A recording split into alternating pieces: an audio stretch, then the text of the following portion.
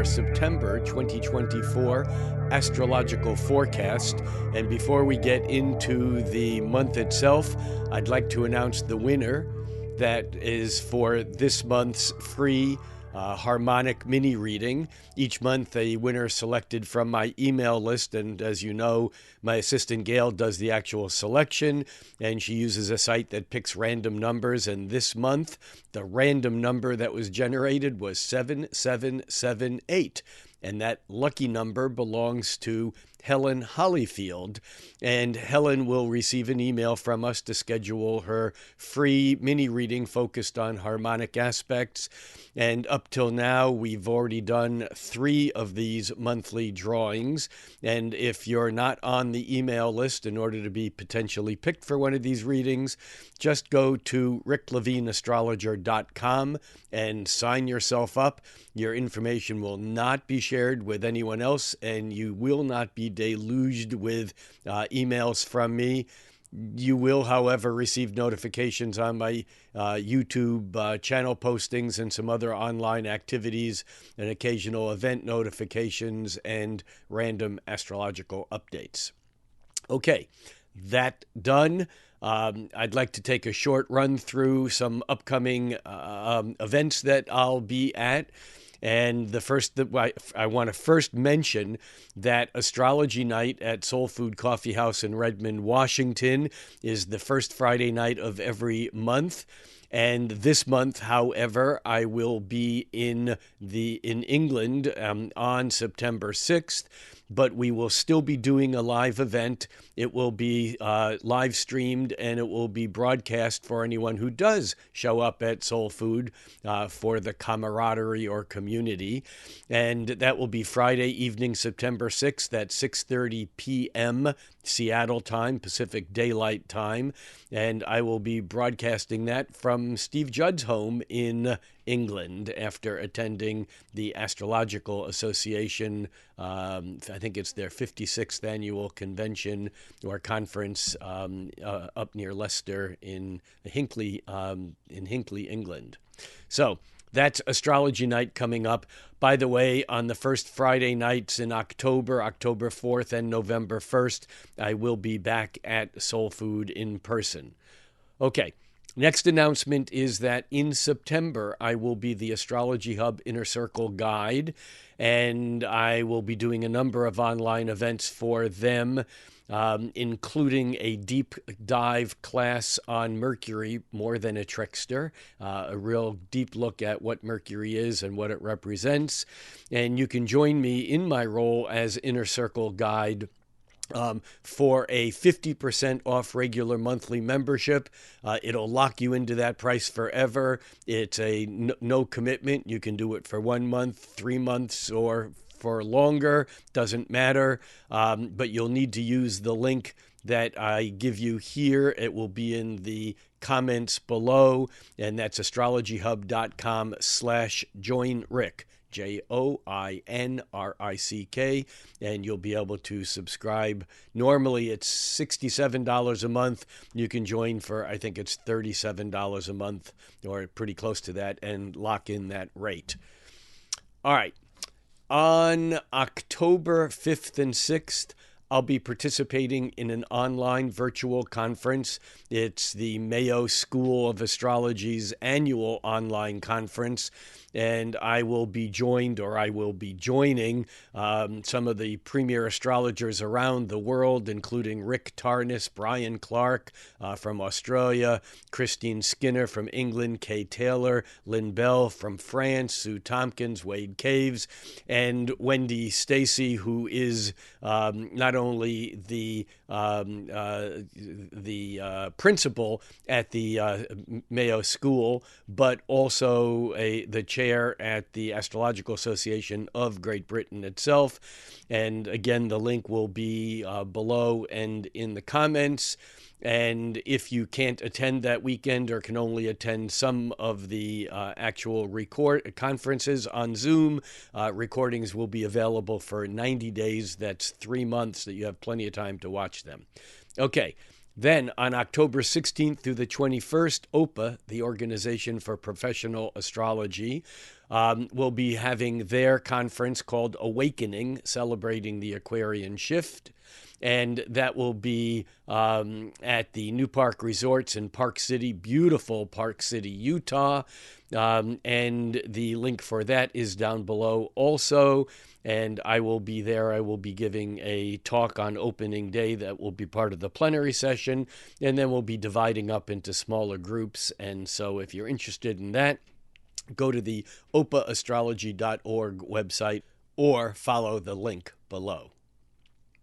Then, on November 23rd through December 4th, I will be in Goa, India, along with 20 to 30 of you participants doing my initiation into astrology.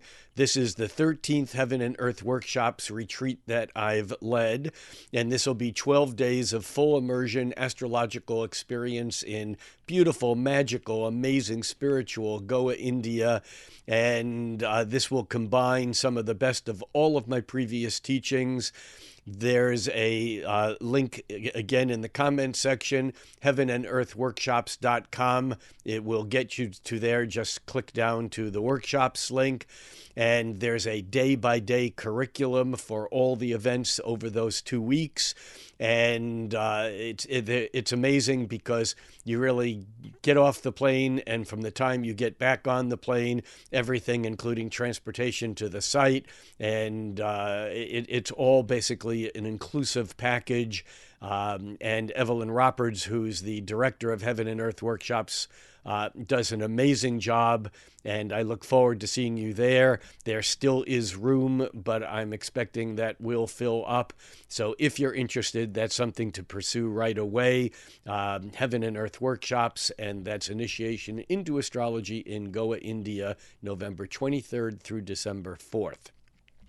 I will be at my regular Conscious Life Expo presentations, February 7th through 10th. That's at the LAX Hilton in Los Angeles. And then on March 7th through 9th, I will be at Convergence 2025. Again, this is not a virtual conference. This is an in-person, in real-life conference. 24 world-renowned astrologers are going to be coming together from all over the world, discussing things like asteroids and healing and evolutionary astrology and financial and harmonics that I'll be doing, and vibrational astrology and so on. Onur Dozier from Turkey, from Istanbul, will be there. Leah and Alexander Imsaragic from Serbia will be there. Dimitra George, Ray Merriman, Ann Orderly, Joni Patry, Kathy Rose, Georgia Stathis. I mean, it's going to be quite a group of people, and the link for that is cosmicpatternsconference.com. Again, the direct link is in the comment section, in the section below.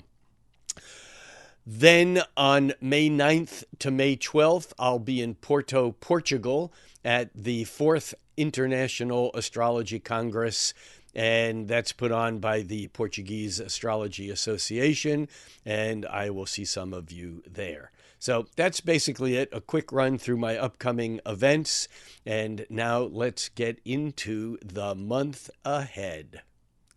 I know that many of us have had our heads and lives spun around a few times so far this year. 2024 is turning out to be the year that many astrologers expected. It is quite a year, and the events in particular in July and August have been, quite profound for many people. All I can say is that September will not disappoint. We are moving into a month that has a lot of action. We're really moving forward on a lot of directions. And yet, intriguingly, the outer planets are beginning their retrograde motions. In fact, we begin the month with Saturn already retrograde, Neptune retrograde, Pluto retrograde, Chiron retrograde. Uranus turns retrograde on the first day of the month, and then Jupiter turns retrograde October 9th. And so we're definitely moving into a season where the outer planets are going retrograde. but that does not mean that there will be a lack of forward progress. What it really means is that we're being given a chance to go back and clean up some of the energy and some of the things that we didn't resolve as the outer planets were moving through these regions for the first time round. In particular, of course, we have Pluto, which already turned retrograde, but Pluto actually on September 1st retrogrades from Aquarius back into Capricorn. So the month actually begins with an interesting sweep because Uranus is stationary retrograde and Pluto is backing up into Capricorn. Now, Pluto for the entire month does not move very much. I mean, it begins the month at 0 degrees of Aquarius, just backing into 29 Capricorn, 59 minutes on the first of the month. But through the entire month, it only backs up 1/3 of a degree. And Neptune begins the month at 29 degrees of Pisces, ends it at 28 1/4. It only backs up 3/4 of a degree. Saturn is retrograding a little bit faster. It retrogrades an entire 2 degrees this month. And what's really important, though, to understand is that Uranus, because it's turning retrograde on the first day of the month, it only backs up 1/3 of a degree all month. So the outer planets are kind of holding their position or moving backwards. Even Jupiter doesn't gain too much speed over the month, but the fact is that what's really important is how many of the inner planets right now are moving forward, making changes, and there are a couple of very significant events aside from the fact that we are moving into eclipse season. The first of the eclipses is going to be on the is going to be the lunar eclipse. That's the full moon eclipse. That's the Pisces full moon on September 17th. And then followed by the solar eclipse, which won't be until October 2nd. And that'll be a Libra new moon eclipse. And so we'll get to talk about those. But eclipse season, as we know from the past, can always generate some surprises along the way. The other thing that's quite significant this month is the fact that by the end of the month, Saturn makes its second out of 3 half squares with Pluto. And this is an event that many people may not pay a whole lot of attention to, and yet those who do know that half squares are every bit as potent as squares, and sometimes they even force more action in an immediate moment. And of course, the Saturn-Pluto dance is a very significant dance. And it seems to be incredibly important, tied up with what's going on in Gaza, especially because the Saturn-Pluto conjunction opposition cycle is so tied up with the legal founding of Israel in 1948, and even in the Israeli invasion of Lebanon. That was the Saturn-Pluto conjunction in 1982.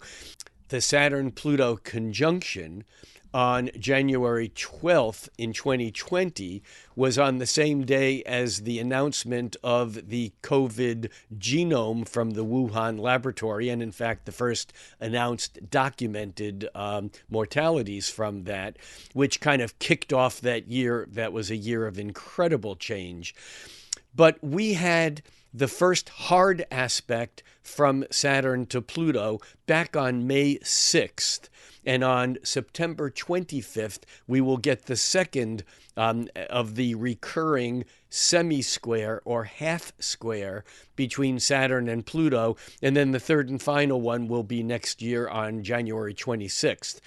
Now, it's important to understand that Pluto has been a real culprit in the in these events that have unfolded in the Mideast, even going back to October 7th of last year, on the day of the Hamas's attack on Israel. That was Mars squaring Pluto at that point in time, and it's interesting to note that on the semi-square of Saturn to Pluto, which occurred on May 6th of this year, 2024. That was within a day of the Rafah offensive that the IDF began, and that was actually technically begun on May 7th. But on May 6th, the exact date of the Saturn-Pluto semi-square, Israel launched 15 targeted attacks in southern Lebanon, and on May 8th, there were heavy airstrikes in 28 towns in southern Lebanon. And so this day is a very active day. And I think as we move toward the end of September, and in particular on September 25th, we may see some more action and more energy being put into that. We'll come back to that a little bit later, but I'm just trying to lay out the month in general before we do the specifics day by day. I also want to mention that the month starts really with the new moon on September 2nd.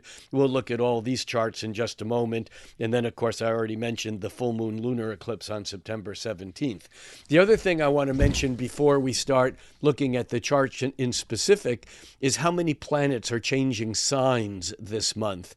Of course, I've already mentioned Pluto's changing signs. Pluto will back into Capricorn from where in Aquarius, where it's been on the 1st of September.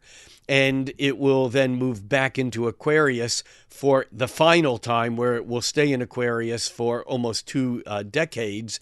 And that will occur on November 19th. But we're getting this kind of review period as Pluto changes signs in its retrograde motion. Aside from that, we also have Mars moving into Cancer on September 4th, and Mars in Gemini has been bouncing all around the block. Everything's been going in all these different directions, and I think as Mars moves into Cancer on September 4th, where it remains for the rest of the month, I think we're a little bit more cautious about how we express our energy, and that can be good or bad, because I think there's also more of a building of resentment and of feelings that may not be expressed.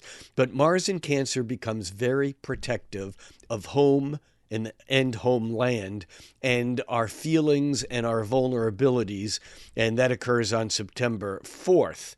On the 8th, Mercury moves into Virgo, and Mercury, we'll get to that in just a moment. Mercury moving into Virgo on September 8th is important because Mercury has been a bit of an active player. It's been retrograde pretty much the entire month of August. It turned retrograde on August 4th and then turned direct on August 28th. But even after turning direct, it didn't move it back into Virgo, where it had already touched into back at the end of August. Mercury moved into Virgo, and then it backed into Leo, where it's been for most of August. And now in September, direct Mercury will move into Virgo on September 8th, and it will actually move into Virgo on September 8th, but it moves so quickly that it will actually move into Libra on September 26th. So Mercury is really blasting forward now, really gaining some speed through the month, and we'll see a lot of energy from Mercury because it's a real activating planet throughout the month. On top of that, we have the Sun obviously moving into Libra on the equinox on September 22nd. But what's interesting is that same day, Venus moves into Scorpio. So we're seeing some real changing of the dynamics of how we feel and how we're interacting through the month. And interestingly enough, there's a lot of forward movement from these inner planets that are going to really stir things up throughout the month. Okay, so we are looking at a chart for September 1st, 2024, and as always, we are looking at an Aries rising chart, meaning that there's no horizon, there's no ascendant, midheaven, or houses. This means that wherever you are on the planet, at this moment at noon, that's noon Pacific Daylight Time, you'll need to adjust to your time zone, but once you do that, at noon Pacific Daylight Time, wherever you are on the planet, the moon will will be at 25 degrees of Leo. And what that means is that as we look at a chart for noon each day, if something happens later in the day, it may not be showing up exactly, but we look at the chart for noon every day, except I'll also bring up the specific charts for the new moon and full moon so that we can dig deeper onto those. So as we look at this chart, we see that the moon is in late degrees of Leo. And in fact, the moon will move into Virgo at 8:48 p.m. tonight. But that's not the major event. Although you can understand that as the moon moves into Virgo, it's getting close to the new moon, and that will occur tomorrow at 6:55 p.m. That's Monday, September 2nd. But we'll get there in just a moment. The important things on September 1st might not be that noticeable, but they're both huge. One is that Uranus is stationary today, stationary retrograde, but it really doesn't move much in the next several days. I mean, if we look at Uranus at noon, it's at 27.25 degrees, 27 degrees and 15 minutes. But in fact, it is still at 27 degrees and 15 minutes pretty much for the entire week, all the way through September 7th, when it backs up 1/60th of a degree. So for all practical purposes, Uranus is standing still as we open the month. And when a planet holds still, when it is stationary, it has more power than it usually does. And any planets that create aspects to it during that time are going to be particularly significant, including Mercury's square to Uranus that occurs on September 6th, and we'll get there in a minute, and we'll talk about why that is so important. But the other thing that occurs on September 1st is that Pluto, which shows at noon being at 0 degrees of Aquarius and 0 minutes, technically backs up into Capricorn at 4:57 p.m., 4:57 this afternoon. And whenever I say today or this afternoon, I'm always referring to the chart that we're looking at. And so the fact that that Pluto backs up into Capricorn exactly that time may or may not precipitate an event, because as we know, Pluto is moving so slowly that it really is not significant in the moment that something occurs like a sign change. But it's very significant that we're being forced into doing our remedial cleanup of all the things that we didn't get right while Pluto was moving through Capricorn from 2008-ish all the way up through now, with a couple of dips into Aquarius. But we're kind of given a chance to get it right, to remedially deal with the structural integrity of government, banks, post office, roads, bridges, fundamentals, things like the Constitution of the United States, which of course is even more significant as Pluto is also completing one complete cycle from where it was at the time that the Constitution was ratified in the United States. So let's move to September 2nd, and we can see that on the 2nd that the moon has moved into Virgo. And in fact, rather than looking at the noon chart, we're going to look at the chart for the moment of the new moon, which is 6:55 p.m. And what's important here about this chart, there are a few things that are significant, and one is, well, first of all, the new moon occurs at 11 degrees of Virgo and 4 minutes, so we can think just 11 degrees of Virgo. One of the things that's important here is that there are no exact or really close aspects being made by the new moon. When we have a lunation, a new moon, or a full moon, we want to know what that moon is doing. The new moon and the sun are both approaching in opposition to Saturn. That is important. The moon will make the opposition to Saturn about 10 hours after the new moon itself, and the sun will make its opposition to Saturn on September 7th, and that September 6th and 7th is actually important, and we'll come back to that in just a few more minutes when we get there. But I think the other thing that's really significant about this new moon is that it is very close to an exact square between Mars and Neptune. And that Mars-Neptune square is technically exact at 9:09 p.m., but we're going to be feeling it all day. In fact, we're going to be feeling it even from yesterday, the 1st, and on for another day or so. And what this square really means, what it represents, is that our energy might be confused. I mean, it can be a very creative day, a very creative new moon, but we also may have a feeling of we're not sure which way we're going. We may have a feeling of loss of direction. Things may happen that may be confusing, or information may come across our awareness that may be very, not surprising, but confusing, that alter our sense of what we thought was real. And we may need to do some stretching to consider it, although we shouldn't take anything that we learned today as reality, because when Mars is squaring Neptune, it's very easy to make judgments based upon an incorrect sense of what's going on. But also note that Mars is at the very, very end of Gemini, which means that we're getting ready for Mars to change signs. And so that's September 2nd with that new moon and the Mars squaring Neptune. As we move to the 3rd, we can see that the moon is beginning to separate from the sun. The moon early this morning moon moves through its opposition to Saturn, which may be a bit of a reality check.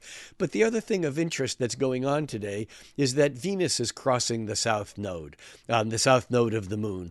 And sometimes this does or doesn't precipitate an event, but if we're paying attention, this can give us clues as to what some of our deeper needs or desires are. And it doesn't mean that we need to follow them, but it does give us a sense of awareness around what some of those things might be.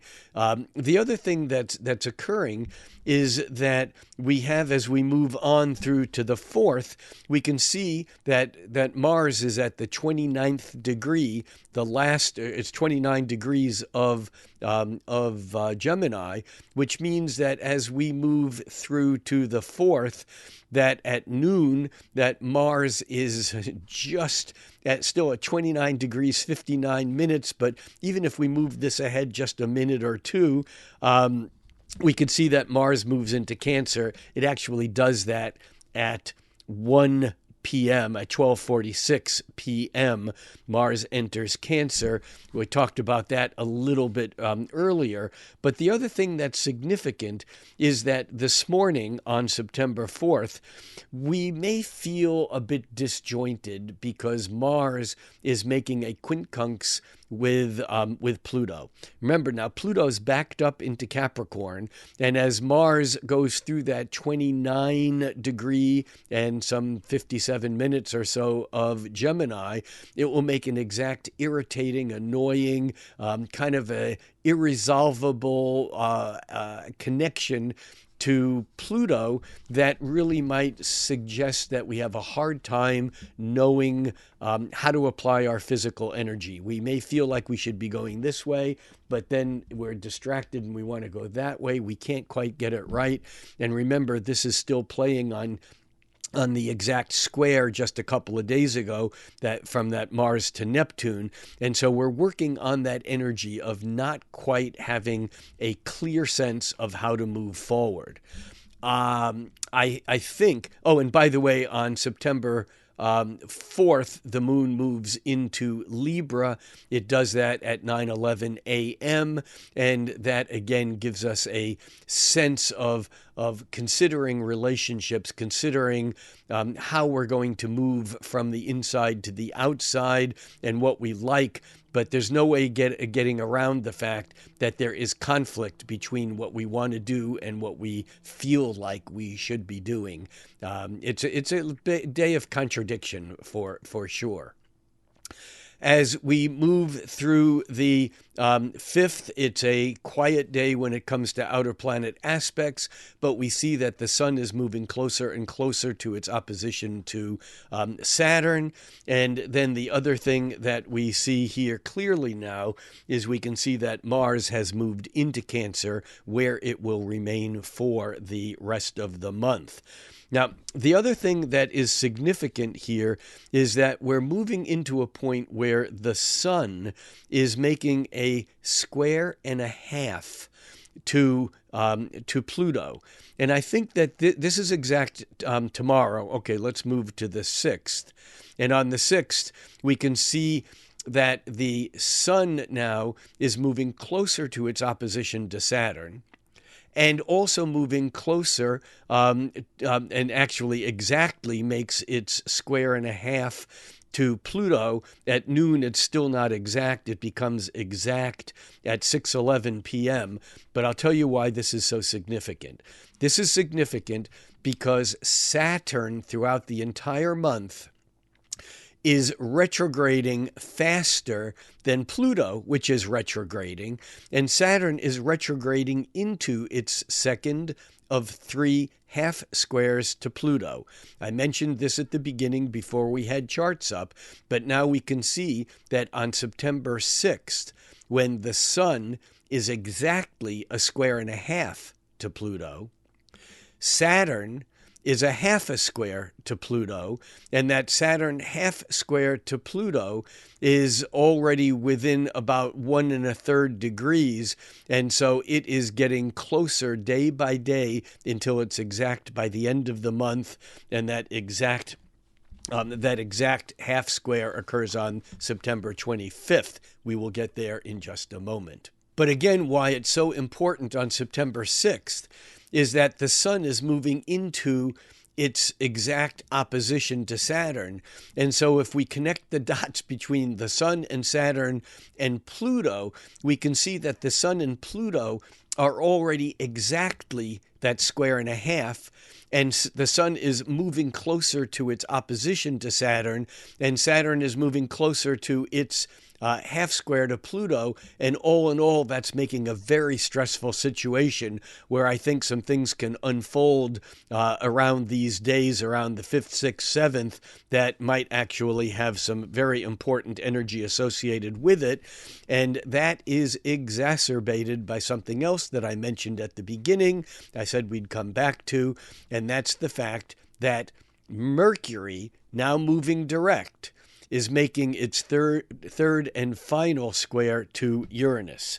Now, this is something I've been talking about now for actually 3 months, because Mercury squared Uranus on July 21st, which was the day that Biden made his announcement that he was stepping down from being the presumed Democratic nominee for the presidency. And that was also within just a couple of days of the CrowdStrike meltdown that pretty much paralyzed so many banks and airports and so on. That was a computer software meltdown. That was Mercury squaring Uranus on July 21st. Then in mid-August, right around the August new moon that fed the energy to the Democratic National Convention, we had the second Mercury square Uranus. That was again a week of radical communication that kind of shook things up a bit.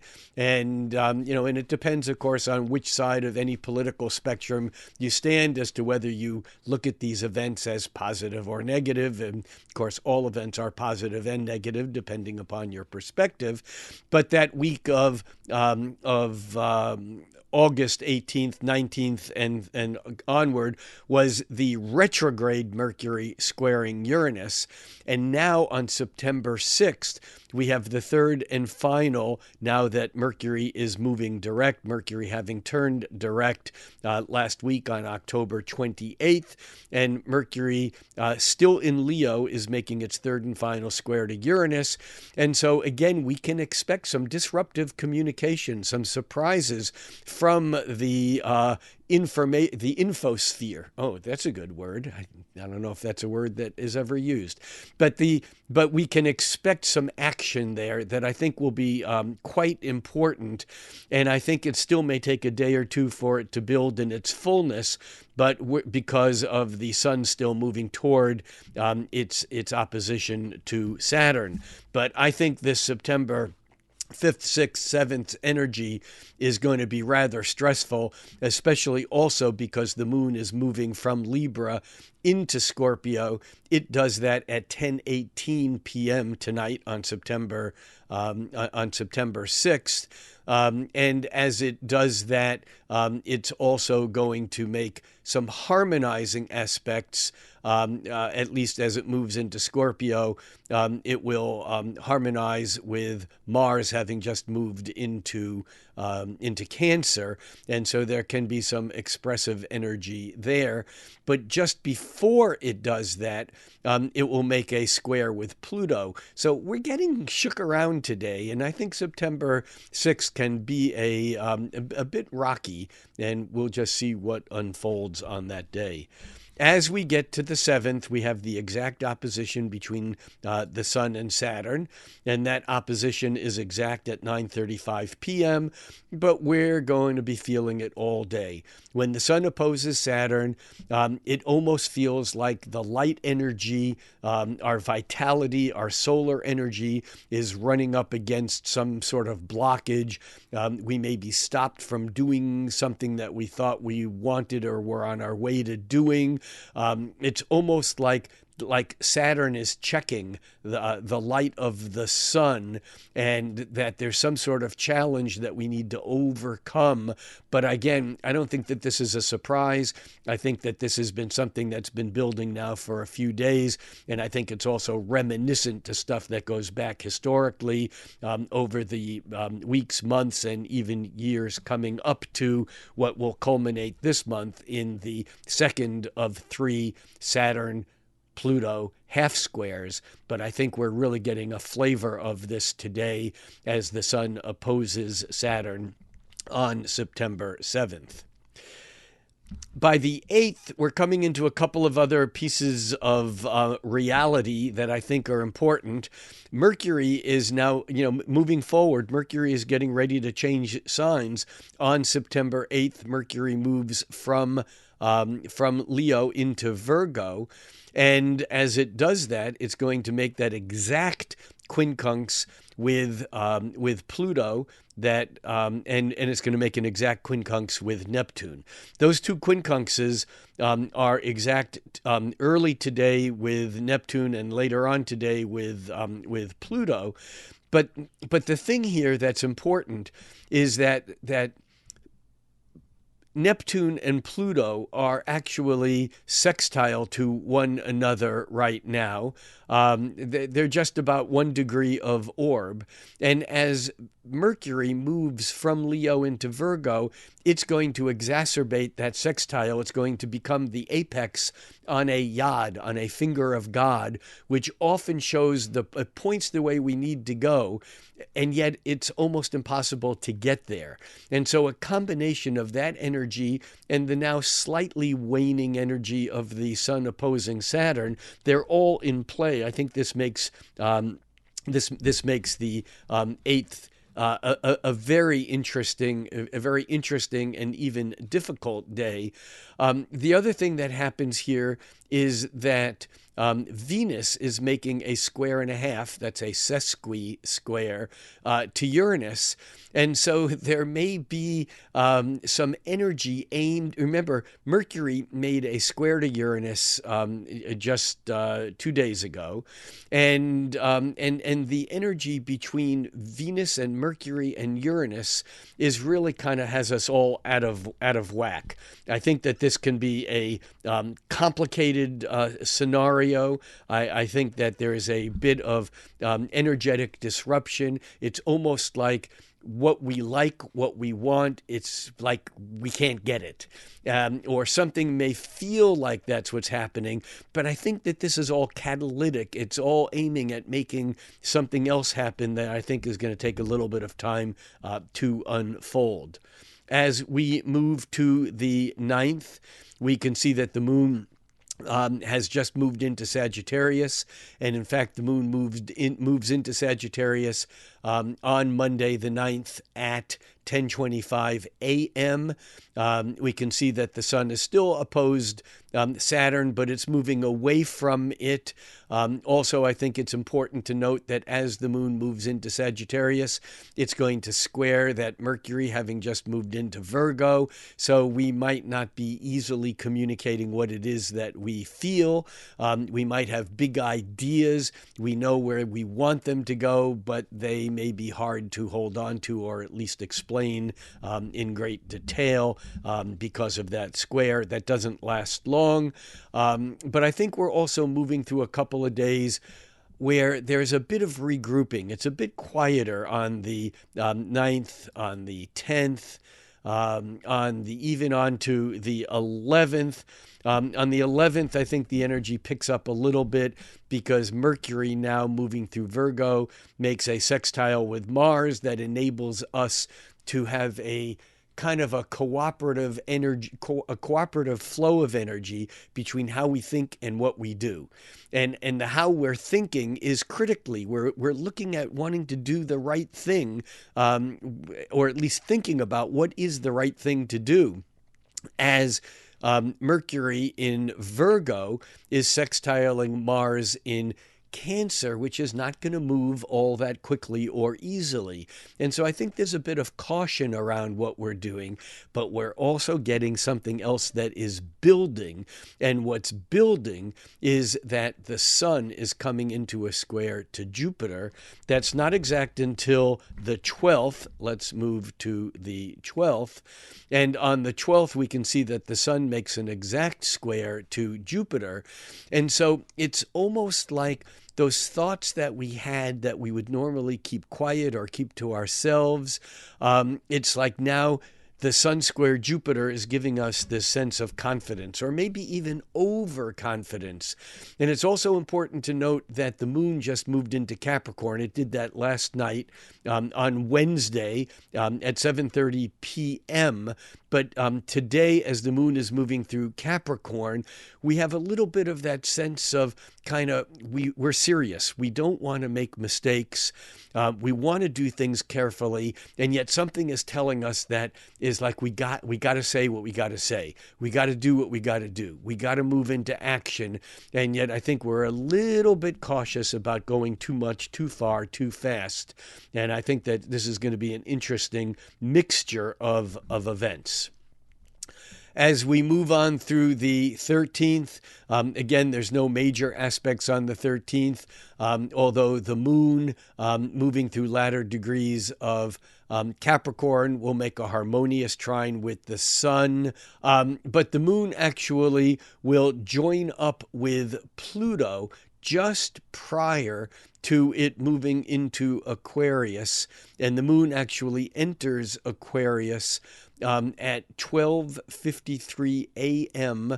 early in the morning on Saturday. Here we're looking at the chart now for noon, but you can see that the moon would have lined up with Pluto, creating a bit of intensity late last night, Friday night, and on into the early morning of Saturday the 14th. The other thing that happens on Saturday the 14th is that coming off of the Sun square Jupiter, which remember was exact on the 12th, and so we're still feeling that overamping energy, now we have Venus moving into a trine with Jupiter. And Venus's trine with Jupiter is exact this evening on Saturday night, September 14th. And this is, again, very optimistic. It's a feeling of positive energy. It's almost like things seem like they're flowing. Things might seem like it's more at ease. We might be encouraging others, or others might be encouraging us to just kind of go with the flow. It's almost like whatever we can dream up, whatever our optimistic Jupiterian confidence is right now, it feels like we're moving in that direction, or in some ways there's a glint of hope, or a glint of potential positiveness. And yet at the same time, we're also getting the Sun making an exact quincunx with Chiron. That Sun Chiron quincunx is exact this afternoon. And so we're going to be feeling again this sense of we want to heal, we want to make others feel better, we want to allow others the opportunity to help us feel better, and yet at the same time, it's like it's not working. There's something that's not working, and yet we are not ready to cash in on our sense of confidence. It's kind of a day of mixed messages, and we're also getting a sense here, I think, of a deeper rhythm of something being out of balance that isn't going to resolve, and yet we're feeling like we got to do some internal work, some shadow work, because we have to make it right somehow. And what's happening on a deeper level here is, as the moon is moving through Aquarius, the Mars is actually inching towards its exact square with the nodal axis. The north node at 6 degrees of Aries, south node at 6 degrees of Libra, and by the 15th, as Mars moves to 6 degrees of Cancer, it makes its partile square to the lunar nodes, and this is very significant because it's a moment where we can actually get something right that may be out of balance or out of whack. And we have something working for us because the moon moving through Aquarius on the 15th, on Sunday the 15th, is going to make an exact trine with Jupiter and a trine to Venus midday on Sunday, right around noon. It's going to be late morning and just right around noon that the moon will be trine Jupiter and Venus, making a grand air trine, giving us the ability to mentally work our way through, or to justify whatever it is that we think we should be doing. Very important day, and this is leading to some more complications that are occurring, or that are getting ready to occur over the next couple of days. By the way, on the 16th, on Monday the 16th, the moon moves into Pisces, and we also have Venus now making an opposition to Chiron. This Venus-Chiron opposition, I don't think feels all that good. It's almost like we can recall the old wounds, the old hurts, pain, suffering, the things that we could have, should have said, we could have learned, but we didn't quite get right. We may be spending energy kind of nursing our own wounds or nursing someone else's, and it's easy to even neglect our own self if we need to take care of something out there. But I think that the more important thing is that this may apply to more global social political events, where we're realizing where we didn't get it right and what we can do to potentially get it right over time. It's almost like we really need to rely on some inner wisdom here that may be hard to come by. That is on Monday the 16th. And by the time we move to the 17th, we now have Mercury coming into an important picture here. Because remember that Saturn, Pluto, semi-square is getting closer day by day. Remember that Saturn, Pluto, half square is exact on September 25th. But here on the 17th, we have two very, very important events. Number one, we have a full moon eclipse that we will get to in just a moment. But on the same day, we have Mercury making a square and a half to Pluto, which would normally be not that huge of a deal, except Mercury is also moving into an opposition with Saturn that's exact in the very wee hours of tomorrow morning. It's exact at 1:50 a.m. On Wednesday, the 18th. But it's already, even by midday today, that Mercury opposition to Saturn is like 1 degree of orb already. But you see, the thing is that Mercury is opposing Saturn and sesqui-squaring, a square and a half to Pluto, which again is another aspect of the exacerbation of the Saturn-Pluto semi-square. Remember, the Sun did this just a few days ago in that period of time. Actually, the Sun did it when it was opposing Saturn on the 7th, and also sesqui-squaring Pluto on the 6th. And so again, we're seeing this disruptive energy, but we're also seeing a full moon eclipse, and this is the first of two eclipses that occur at this time of year. The next eclipse will be on October 2nd. But right now, this eclipse, which occurs at 7:34, it occurs at 7:34 p.m., and that's Pacific time, is incredibly potent because of how close the Mercury opposition is to Saturn and the Mercury sesqui-square to Pluto. That's being exacerbated at this time. In fact, the Mercury sesqui-square to Pluto is at 7:34 p.m. and the opposition, the full moon, that's the full moon in Pisces, the Pisces lunar eclipse is at 7:34 p.m. Oh my God, what that means is that at the moment of totality on this full moon eclipse, that's the exact moment that Mercury is making its square and a half to Pluto.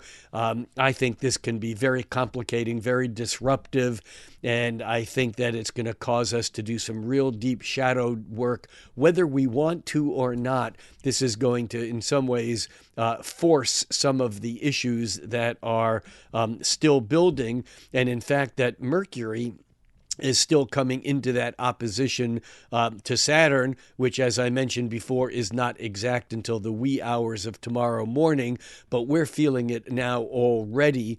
And in fact, this has to do with our intellect, our ideas, our thoughts running into those same walls that the Sun did about a week ago when the Sun was opposing Saturn back on September 7th.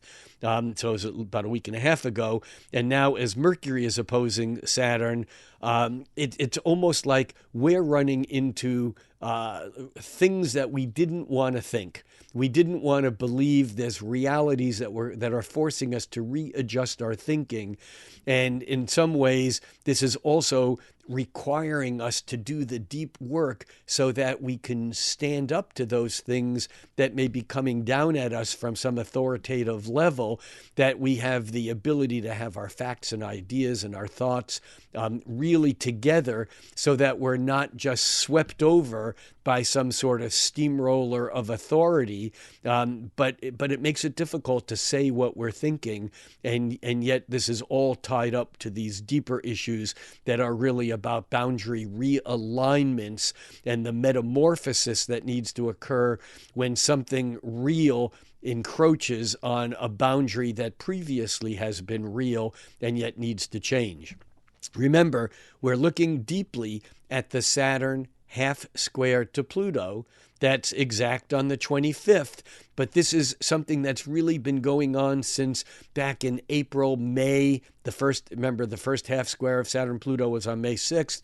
But back in March, April, May, June, again, it's coming back into focus, and this won't play through until next year. And when Saturn and Pluto have these hard aspects, it's often about the recreation or the renegotiation of boundaries that we thought were solid.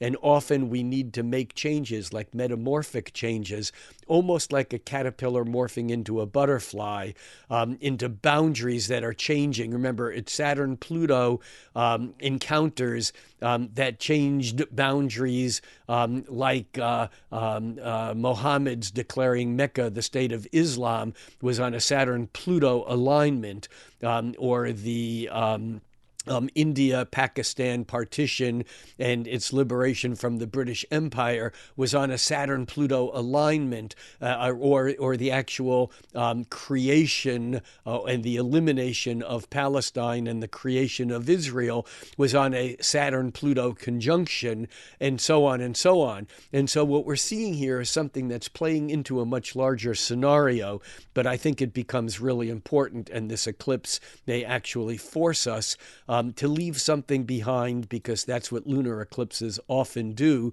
And I think that there's a lot of shadow work because of the Mercury-Pluto square and a half and the Mercury opposition to Saturn that's all occurring at the same time. We also have on Wednesday, on the 18th, we have the moon moving into Aries, and the moon on Wednesday, the 18th, it moves into Aries at 2:23 a.m. As it does that, it's also going to go over Neptune. And in fact, this eclipse really does involve Neptune. It's a couple of degrees away, but Neptune is close enough that there certainly still will be some room for dreaming, imagination, and maybe even some disillusionment. As we move to the 19th, we see something else coming into being. We may have felt this over the last day or two, but this, I think, is a very important resonance. It's resonating something that I think we were feeling toward the very end of August, and that is the building trine between Uranus and Pluto. And even though right now, that trine is actually, it's not exact by any means here on September 19th. The Uranus-Pluto trine is about 2.5 degrees of orb. But what happens as the sun moves through 27, 28, 29 degrees of Virgo, what happens is that it trines Uranus and then trines Pluto. The sun's trine to Uranus is exact at 7:04 a.m. On this morning, on Thursday, September 19th. And that by itself often allows something to be expressed that wasn't allowed to be expressed previously. It's like it's an invitation for lightning to strike in a way that may not be quite as disruptive as lightning can be if there's a huge amount of energy that is all tied up in knots. But because it's a trine, it's suggesting that that energy will flow a bit more easily. The sun, over the next couple of days, though, will then move through its opposition. This is we're still looking at the 19th. As we move to the 20th, the sun will reach its opposition to Neptune prior to reaching its trine to Pluto. But here on the 20th, we can also see that the moon has, by noon on the 20th, moved into Taurus. The moon actually enters Taurus at 2:02 a.m. on Friday the 20th. And so there is some desire, some need for stability here. But what's more significant is that the sun opposing Neptune is highlighting our inability to know what's real and our ability to make anything real in our mind. This is heightened state of dream. And because the sun is still within just a degree of orb of trining Uranus and coming into its trine with Pluto, as the Uranus trine Pluto has Neptune kind of at its midpoint, making a kite formation between Pluto, Neptune, Uranus, and the sun. This is really a very powerful and dynamic aspect. And at the same time, as we move to the 21st, we can see that Mercury moves into an exact square to Jupiter, again expanding Jupiter. Our communication, we may overspeak, we may give voice to something that's very positive. Our thinking may be expanded or may go to places that it doesn't normally go to in a way that feels very comfortable. But interestingly enough, that may or may not be something that's based upon reality.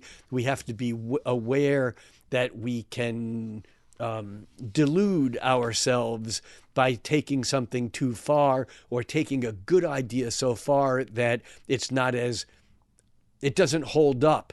You know, I like to think of it as blowing a balloon up too much, the balloon will pop. We have to be careful about overconfidence, overstating. And at the same time, though, I think we're being held back a bit by the sun, which is still messing with that grand Earth trine as it began to as we began to experience back on the 19th. By the 21st, later in the evening, the sun has moved from its exact trine to Uranus, that was exact on the 19th, through its exact opposition to Neptune, that was exact on the 20th, to by the evening of the 21st or early in the morning on the 22nd, depending on where you are on the planet, that sun will make an exact trine with Pluto, and this gives us the ability to go deep. This is powerful. This is what this is doing is this is now giving it's giving Pluto room to move. Remember, Pluto is now incredibly close to that half square to Saturn. Here on the 21st, Saturn is a quarter of a degree. It's 16 minutes of arc from a half square to Pluto. Saturn-Pluto semi-square, that again is exact on the 25th, is now within a quarter of a degree. But at the same time, we now have the sun opposing Neptune and trining Pluto, which actually puts Pluto at that point of Thales, the release point. And so the release point to the opposition of the sun to Neptune. And so we have that ability to go deep. At the same time, we're having not only Uranus being the release point on the other side to that opposition, but we now have on September 21st, and late into the evening, we have the moon going through latter degrees of Taurus, where it goes up where it conjoins Uranus. And so really anything can happen here. This is a wild time, and it's a time of a lot of potential movement.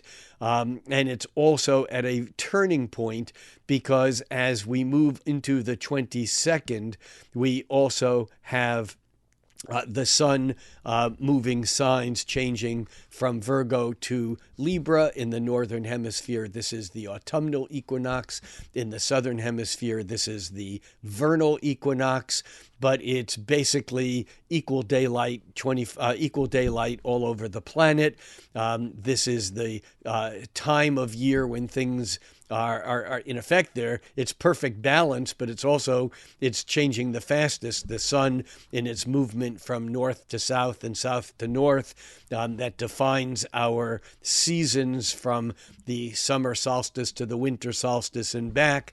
And I think that this point on September 22nd, the exact equinox itself is at 5:43 a.m. Pacific time. And And that is so close within just a few hours of the sun trining Pluto in this whole grand trine still intact. But the sun's movement into air is, and the moon's movement into Gemini, which we'll get back to in just a moment, is actually a harbinger of the larger changes that I think will unfold all through 2025 and 2026 as Pluto moves back into airy Aquarius, as Uranus moves into airy Gemini. It's a deeper change that I think we're getting a flavor of around these days. However, at the same time, we have Venus, which is changing signs on the 22nd also. Not only is the sun moving from Virgo into Libra, but Venus is moving from Libra into Scorpio. That occurs at 7:36 p.m. But what that means is that Venus is making a square to Pluto, and that square is exact at 2:14 p.m. today. And if Venus is making a square to Pluto because Saturn is a half square to Pluto, that means that Venus is making a half square and a half to Saturn. So we have this little uncomfortable and dynamic aspect between Venus and Saturn and Pluto that basically is saying reality is not allowing us to have our gratifications fulfilled. We can't get what we want. But as Mick Jagger sang, but if we try, sometimes we can get what we need. And the moon having moved into Gemini at 3:24 a.m. today on the 22nd, our needs are a bit more adaptable than they have been. But we are being forced to do some shadow work now as Venus squares Pluto and sesqui-squares or makes a sesqui-quadrant with Saturn throughout the day. And then Venus slips into Scorpio, and this is kind of the beginning of a deeper time of year where we're feeling it. We're not completely drawn into it yet, but remember that as Venus moves into Scorpio at 7:36 p.m. today, that's also going to tickle the energy of Pluto, because Pluto is associated in its modern rulership or association with Scorpio. And so we're getting a flavor of the darker side. But it's not over. I mean, this is all profound and powerful, and we'll drill into this certainly a lot deeper on the mid-month update, the September mid-month update, for those of you who are on the solar tier on Patreon and get the mid-month updates. But I think that it's just really easy to see what a profound and dynamic period this is, and things are not necessarily going the way we want them. However it is we want them, whether it's in our personal life, in our fiscal life, there's very likely to be some financial pressures that are occurring here from a lot of different directions. But at the same time, we also have Mercury that is moving into a trine with Uranus. Remember, the sun previously had made that trine with Uranus that was exact on the 19th. And then the sun trined Pluto on the 21st. And now as we move here through the 23rd, we can see that the moon is now moving through Gemini, making a conjunction with Jupiter that might lighten the load by mid-afternoon on the 23rd. But beyond that, by the 24th in the morning, we can see that the moon has moved into Cancer. The moon moves into Cancer at 7:50 a.m. on Tuesday the 24th. But more importantly, we now have Mercury moving into an exact trine with Uranus. And I should say moving into it. It was exact. This is a noon chart we're looking at. The exact trine was on September 24th. And that's significant because Mercury is like sweeping up where the sun previously was over the last few days. Mercury making a trine with Uranus on the 24th, an opposition to Neptune on the 25th, with the moon now moving through Cancer, lining up with Mars and trining Saturn. And of course, we're now on the 25th at the exact Saturn semi-square Pluto. But because this is such a slow-moving and deeply moving aspect, it needs to be triggered by other faster-moving planets, which it has been all week. But now on the 25th, with the moon lining up with Mars early this morning in Cancer, and making that trine with Saturn, there's a reality factor hitting with Saturn. And what's also going on now is that Mars is making a half square with Uranus, which means that the moon will move through that same point, which is exacerbating it. This is saying something has to happen right now. This is creating a sense of urgency. This is creating a sense of we need to do something. Remember, it was the Mars-Uranus conjunction that was at the beginning of the Republican National Convention, within a couple of days of the assassination attempt on Donald Trump. And now we're getting the moon lining up with Mars, and Mars making a half square, the first hard aspect back to Uranus since that July 13th period of time. But at the same time, because Mars is also moving into a trine with Saturn, that's exact on the 29th, we're getting something real out of this. And on the same day, I mean, the 25th, the end of this month is just intense. It's really, really powerful. That Mercury's trine with Uranus on the 24th is releasing intellectual energy. By the 25th, its opposition to Neptune, again, is allowing things to be said that may not be real. It's hard to it's hard to discern what's true and what's not true. And yet there's stuff going down, both from the Mars semi-square, half square to Uranus, and the Saturn half square to Pluto. There's only 2 half squares being made by any of the planets all month, and they are both being made today on the 25th, and they're both volatile. One is Mars to Uranus, and the other is Saturn to Pluto.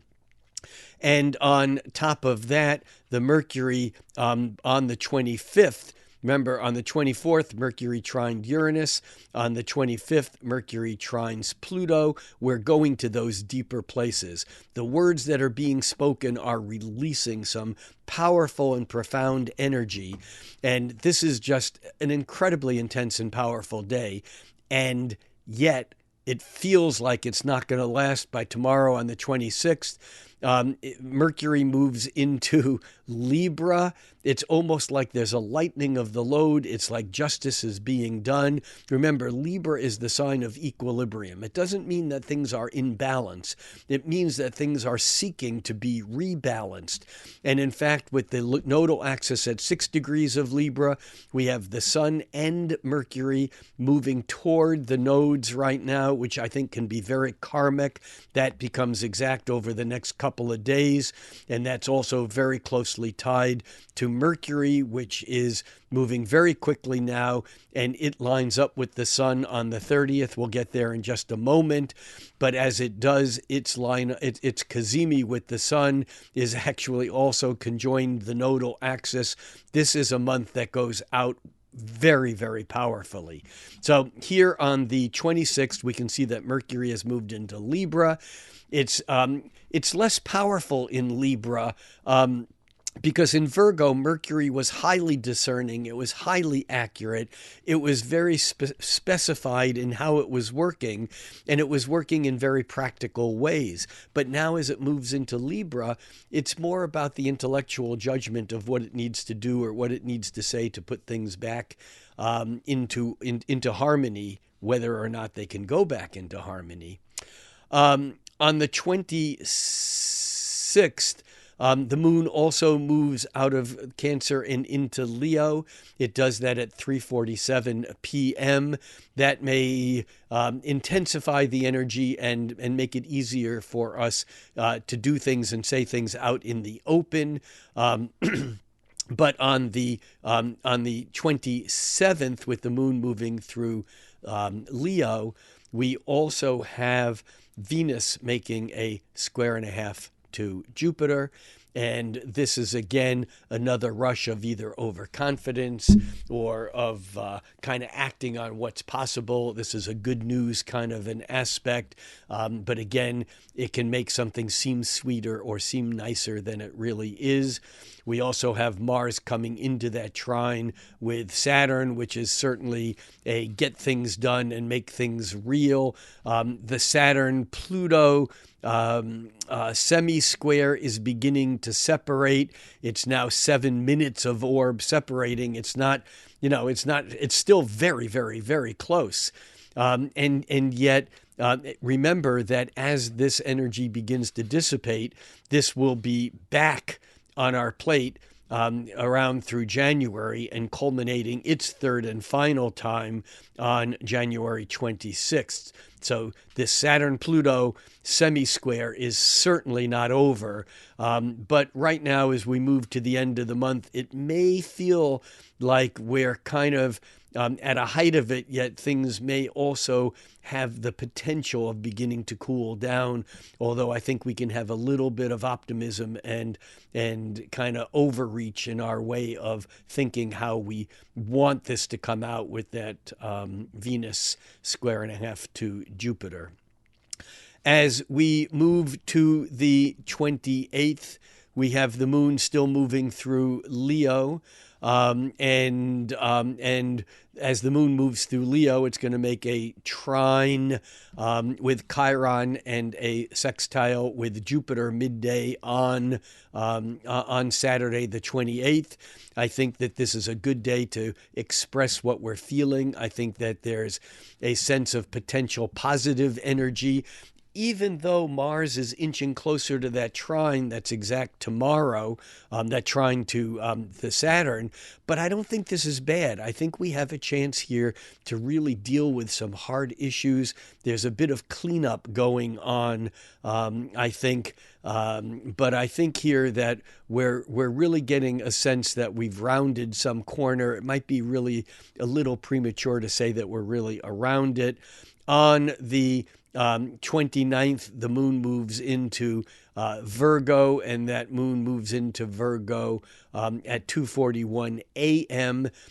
So here by noon, we can see that Mars at 14 degrees of Cancer is trine Saturn at 14 degrees of Pisces. This aspect is not exact until 9 p.m., 9:06 p.m. But again, this is a slow-moving aspect, and I think this has to do with a reality check. I think we're feeling today the ability to make things real. We're also coming into a sextile between Jupiter and Chiron, and that Jupiter-Chiron sextile is not exact for a few more days until the beginning of October, but we're already, I think, feeling the possibility of actually healing if we keep things grounded, don't get crazy, and if we can adjust ourselves to what the truth is. And this becomes even more important because here on the 29th, we have the Sun and Mercury both sliding over the South Node, which brings up things from the past, which brings up the possibility of maybe what we did right sometime in the past. And yet there's a danger here of just kind of saying, been there, done that, I'm going to do it the same way. And I don't think reality right now is encouraging us to do things the same way. I think we need to do things that are stable. That's the Mars trine Saturn. But I think we're also readjusting our boundaries and really dealing with a deeper metamorphosis. That's the Saturn making that half square to Pluto. And we're also coming into not only the fact that both the Sun and Mercury line up exactly with the lunar nodes, the lunar axis. The sun does it just 24 minutes after midnight this morning on Sunday. At 12:24 a.m. and Mercury doesn't do it until 5:19 p.m. But the fact that that Mercury actually catches up and is cazimi, is actually at the same degree of the sun on September 30th. And if we move this to noon on September 30th, we can see that Mercury and the sun are just within 4 minutes of arc. The actual Mercury-Sun conjunction occurs at 2:09 p.m. And I think that this is really about how do we use our communication in the best possible manner. The other thing that's happening is as the moon is moving through Virgo, the moon is actually also moving through its opposition to Saturn and its square and a half to Pluto. Its opposition to Saturn is exact early this morning, around 8 a.m. The moon opposes Saturn, and around that time, it also around 8 a.m. makes its exact square and a half to Pluto, which again, I think re-stimulates the Saturn-Pluto semi-square. And remember, although that was exact now 5 days ago on the 25th, it's still really only a quarter of a degree of being exact. So we're still feeling this a whole lot. And as that moon moves opposite Saturn, it's also going to pick up on a sextile to Mars, which is still trine Saturn. And so we get this dynamic of Pluto is not comfortable, the deep stuff is not working out, and yet Mars in Cancer actually in some ways can be a relief valve or a release valve for the feeling that maybe we're bumping into that wall all over again. The moon ends in a real the month ends in a real powerhouse. But the other thing to note here is that even though we're ending the discussion technically here on Monday, September 30th, that as we move to the 1st of October, we can see that the moon will move into Libra late in the day, and it does that at 3:19 p.m. And once the moon is in Libra, it's just a matter of, another handful of hours until we get that second eclipse, which occurs on Wednesday, October 2nd, moments before noon at 11:49 a.m. new moon. That's the solar eclipse in Libra. And this is a powerful one, and we'll have more to say about that on the mid-month update and on the October forecast. That's it. It's a wild, intense month after one intense and wild month after another. The larger scheme of things is just again coming back, saying the same thing over and over and over again. We are at a turning point, an inflection point. There's so much going on now, it's impossible to really understand how important these times will be as we move around this bend and past Election Day in the United States and on through inauguration in January of 2025 and on through the outer planet ingresses, not only of Pluto into Aquarius, but Neptune into Aries and Saturn into Aries and Uranus into Gemini. And we just have some major, major shifts ahead that at right now, even though we all know that this is an important period of time, it's still going to be impossible for us to see how big a change it is that we, and I say we, I mean you, I mean me, I mean everyone we know, I mean humanity, I mean planet Earth is going through, and it's going to take months, years, even decades for what's happened here now or what's happening here now to unfold. That's it. Hang on to your hats, keep your feet on the ground, Keep an eye on the ground in front of you as you take each step, and another eye off into the distance, and know that even intense times like these do not last, but we have to survive them in order to get into the future. So it's really important to think cosmically, but act locally. Take care of yourself, take care of those you love, act with kindness, act with compassion. Know that we cannot heal all the wounds of everyone overnight, but by doing little things today, the butterfly flapping its wings, on the other side of the world can actually make changes over time here. And so the idea that little actions can have huge ramifications in the future is really, really important. That's it for now. Peace out. I'm Rick Levine. See you all online soon enough.